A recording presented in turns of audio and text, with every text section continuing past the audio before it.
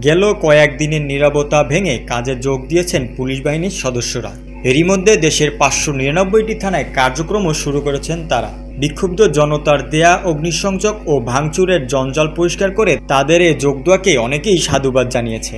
তারই ধারাবাহিকতায় আজিমপুর সুপারমার্কেট ব্যবসায়ী সমিতির উদ্যোগে কামরাঙ্গীরচর থানা পরিদর্শন করেন আজিমপুর সুপারমার্কেট ব্যবসায়ী সমিতির সভাপতি মোহাম্মদ আমজাদ শেখ সহ সকল ব্যবসায়ীরা। আজকে আমরা লালবাগ থানা পরিদর্শন করে যখন এই কামরাঙ্গীরচর থানায় আসি, এখানে দেখলাম তাদের অফিসারগুলো সবাই মোটামুটি জয়েন করছেন, তারা সার্ভিসও দিচ্ছেন।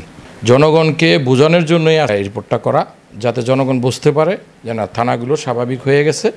আর আমরা যেহেতু মানবাধিকার নিয়ে কাজ করি, পাশাপাশি ব্যবসা করি, আমরা সবসময় পুলিশের পাশে আছি এবং যদি কোনো আমাদের হেল্প লাগবে বা প্রয়োজন হয় আমাদেরকে ফোন করলে আমরা সার্বক্ষণিক সেবা দেব তাদেরকে।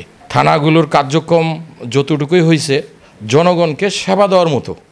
তা আমরা আশা করি সপ্তাহখানিক বা 10 দিনের মধ্যে থানার এই কার্যক্রমগুলা ভালোভাবে শুরু হয়ে যাবে। ব্যবসা করি যেহেতু আমাদের পুলিশ প্রয়োজন, সবাইয়ের পুলিশের কাজ আছে। আপনি দেখেন, একটা চেক বই হারাই গেলে জিডি করতে হয়, একটা ড্রাইভিং লাইসেন্স হারাই গেলে জিডি করতে হয়, পাসপোর্ট হারাই গেলে জিডি করতে হয়। সবচেয়ে বড় বিষয় হলো মোবাইলগুলো। এই মোবাইলগুলো হারাই গেলেও কিন্তু পুলিশের সেবা নিতে হয়। তাহলে ভাই সবাই পুলিশের সেবা নেবেন। এখন এই দুঃসময় আপনারা পুলিশের পাশে থাকবেন না। আমি সবাইকে বলি, আমি একজন মানবাধিকার কর্মী হিসাবে বলতেছি যে দেখেন, আশেপাশে যারা আছেন বাসিন্দারা, জনগণ এবং ব্যবসায়ী সবাই পুলিশের পাশে থাকবেন, তাদেরকে হেল্প করবেন। আর কথায় আছে, হামলায় মরছে পুলিশ আর কামলায় মরছে ব্যবসায়ীরা। আমরা ব্যবসায়ীরা সব শেষ।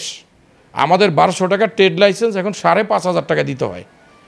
তা সরকারের কাছে, আমাদের নতুন সরকারের কাছে একটা আবেদন, ট্রেড লাইসেন্সের বিষয়টা যেন আগের জায়গায় বহাল রাখে। রোববার বিকেল 3টায় ব্যবসায়ীরা এ থানা পরিদর্শন করেন। এ সময় কামরাঙ্গীরচর থানার অফিসার ইনচার্জ শাকের মোহাম্মদ জুবায়ের বলেন, আমরা আজকে নিয়ে 3 দিন হলো আমরা আমাদের থানার স্বাভাবিক কার্যক্রম পরিচালনা করছি। আপনারা জানেন যে দুষ্কৃতিকারীরা আমাদের থানায় আক্রমণ করেছিল।